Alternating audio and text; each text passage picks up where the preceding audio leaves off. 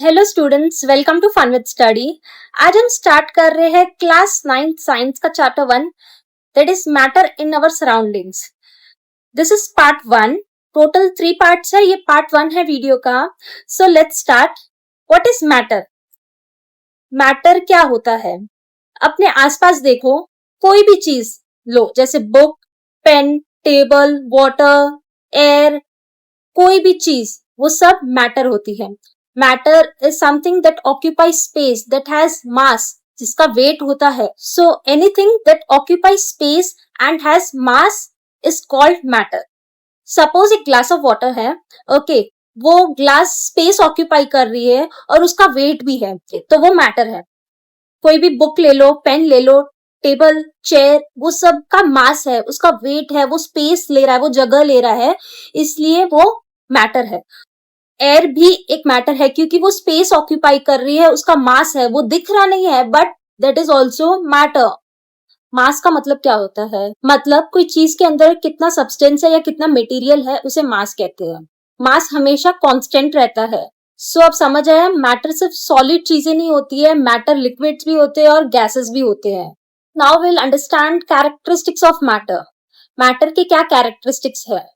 तो matter is made up of tiny particles. आप pictures में देख सकते हो, छोटे छोटे पार्टिकल्स होते हैं मैटर के अंदर। The first characteristics of matter is particles have space between them.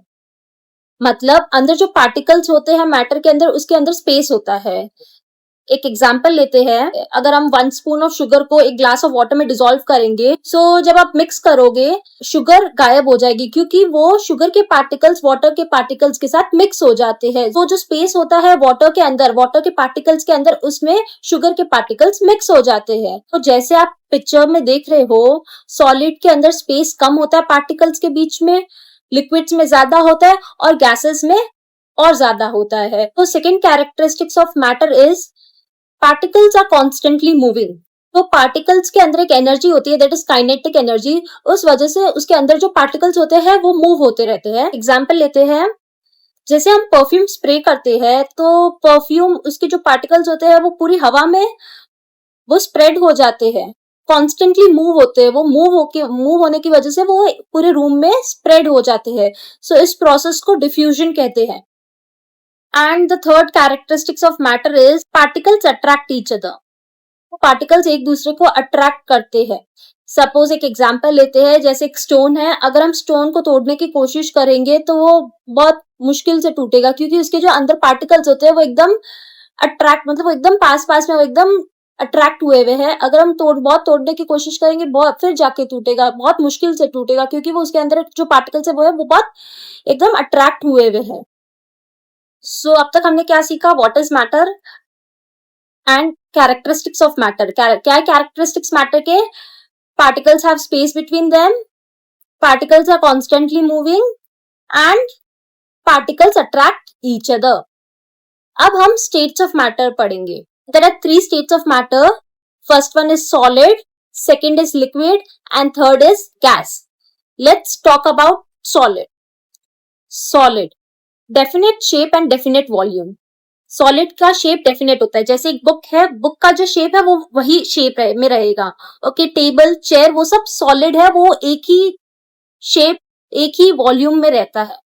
Second, particles are closely packed. अंदर जो सॉलिड के अंदर जो भी पार्टिकल्स होते हैं वो बहुत क्लोजली, वो बहुत टाइट पैक्ड होते हैं, मतलब उसके अंदर जो पार्टिकल्स होते हैं वो एकदम पास पास में होते हैं, इसलिए वो ब्रेक डाउन नहीं होता है, वो शेप उसका फिक्स्ड रहता है। Strong attraction between particles. So particles के अंदर जो अट्रैक्शन है वो बहुत स्ट्रॉन्ग है, वो इजीली ब्रेक डाउन नहीं होता है। सो सॉलिड के एग्जांपल्स क्या है? Stone, book and ice. इनको अगर ब्रेक करने की कोशिश करेंगे तो इजीली ब्रेक नहीं होगा। ओके, इनका एक डेफिनेट शेप है, डेफिनेट वॉल्यूम है। Now let's talk about liquid. Liquid, definite volume but no definite shape. Volume definite है, सपोज 1 लीटर ऑफ मिल्क है तो वो 1 लीटर ही रहेगा। ओके, नो डेफिनेट शेप मतलब अगर हम उसको पैकेट में रहेगा तो वो 1 लीटर के पैकेट का शेप ले लेगा। अगर हम उसको एक कंटेनर में डाल देंगे तो वो कंटेनर का शेप ले लेगा। सो अगर हम उसको ग्लास में डाल देंगे तो ग्लास का शेप ले लेगा. सो लिक्विड का कोई शेप नहीं होता है. Okay, no definite shape, it takes the shape of the container. वो उस चीज का शेप ले लेता है. But the volume is fixed. मतलब वो 1 लीटर है तो वो 1 लीटर ही रहेगा, वो चेंज नहीं होगा. Particles are close but can slide over each other. Particles का अट्रैक्शन सॉलिड के कंपैरिजन में थोड़ा वीक है. And particle and liquids can flow. Liquid flow कर सकता है. लिक्विड के क्या एग्जांपल्स है? Water, oil and milk. Now let's talk about gas. So gas has no definite shape, no definite volume. Gas का कोई शेप नहीं है, न ही वॉल्यूम है. अगर हम एक बैलून को ब्लो करेंगे तो वो बैलून का शेप ले लेगा. ओके, वो उसका कोई शेप नहीं है, ना उसका कोई वॉल्यूम है. Particles are far apart and move freely. Particles अंदर जो गैस के जो पार्टिकल्स होते हैं वो बहुत दूर दूर होते हैं. ओके, और वो बहुत फ्रीली मूव करते हैं. Very weak attraction between particles. So particles के अंदर अट्रैक्शन बहुत वीक है. It can fill any space completely. So examples of gas are air and steam. So what are the 3 states of matter? Solid, liquid and gas. So now the question is, क्या matter एक state से दूसरे state of matter में change हो सकता है? क्या solid liquid में कन्वर्ट हो सकता है? क्या लिक्विड गैस में कन्वर्ट हो सकती है? ये अब हम नेक्स्ट पार्ट में सीखेंगे.